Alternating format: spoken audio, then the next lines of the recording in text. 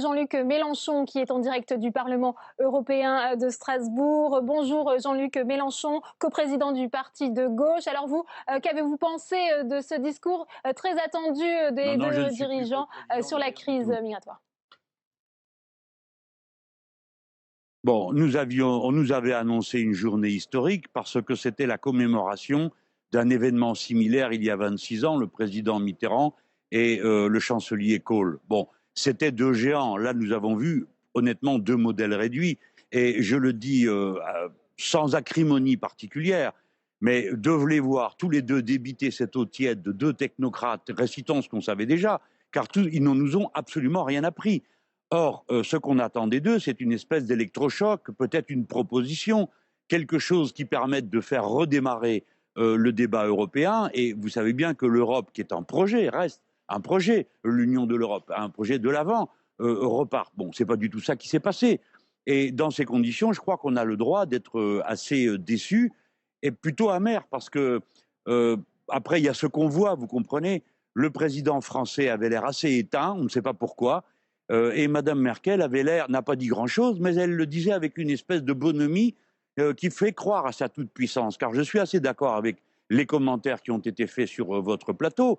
C'est une toute-puissance d'apparence. Certes, pour le moment, les Allemands sont les plus nombreux. Certes, pour le moment, l'économie allemande est la plus florissante si on la considère du simple point de vue capitalistique, mais du point de vue humain, c'est un désastre, tout le monde le sait. Pour le reste, c'est une population vieillissante qui a des problèmes considérable. Et n'importe lequel d'entre vous qui prend sa voiture, si possible pas une Volkswagen, et qui va rouler sur une autoroute allemande, va se rendre compte de la situation des équipements publics de ce pays. Donc elle n'est forte que du consentement des autres, de leur faiblesse, de leur pusillanimité. Voilà, Madame Merkel, que voulez-vous? Elle a rencontré deux présidents de la République française, un derrière l'autre, qui avaient un mandat et qui, à peine arrivés devant elle, l'ont oublié. L'un qui a transformé le non en oui, et l'autre qui lui a parlé qui voulait renégocier un traité budgétaire et qui ne lui en a pas dit un mot quand il l'a vu. Donc il faut faire attention à ne pas inverser les rôles. Certes, elle est forte et elle assume son rôle, mais ce sont les nôtres qui ne sont pas à la hauteur des circonstances.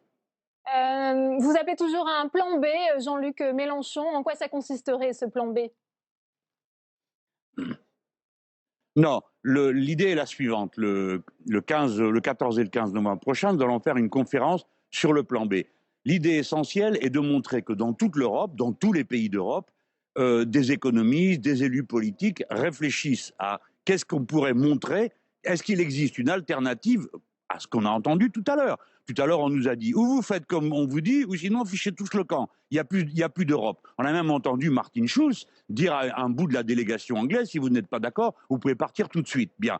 Est-ce qu'il y a la possibilité de faire autrement? C'est ça qui est très important. Parce que quand Alexis Tsipras est arrivé dans la négociation, les Allemands, ils avaient un plan B. C'était ou vous faites comme on vous dit, ou on vous met, comme on vous dit, ou bien on vous met dehors de l'euro. Alors, est-ce que nous avons une alternative à ça? Vous savez, il y a plusieurs plans B. Tout le monde n'a pas le même avis sur la question.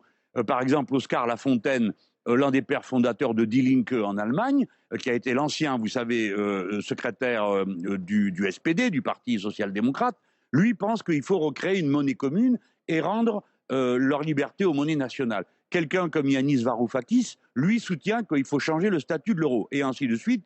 Il y a tout un gradué de solutions qui se présentent. Ce qui est important, c'est qu'on les donne à voir, que l'on montre qu'il n'y a pas, ou bien on fait comme nous a dit Mme Merkel, ou bien sinon il n'y a plus d'Europe. Je pense que pour nous, c'est un devoir moral de montrer que le débat reste ouvert. Vous savez, quand la situation est enfermée dans noir et blanc, c'est qu'il y a quelque chose qui tourne pas rond. Or, aujourd'hui, il y a quelque chose qui tourne pas rond et l'Union européenne est en train de mourir à petit feu. Je vous signale que la fin de l'Union européenne, ce n'est pas un événement comme un autre. C'est quand même sur ce continent qu'ont eu lieu toutes les guerres. Et aujourd'hui, voyez-vous, la situation est extrêmement vibrillonnante. Extrêmement Jean-Luc Mélenchon, ce vibrillonnante. risque Vous ne de le fin savez de pas en l'Europe France, est-il mais la réel selon vous? situation en Hongrie et dans d'autres pays, c'est quelque chose.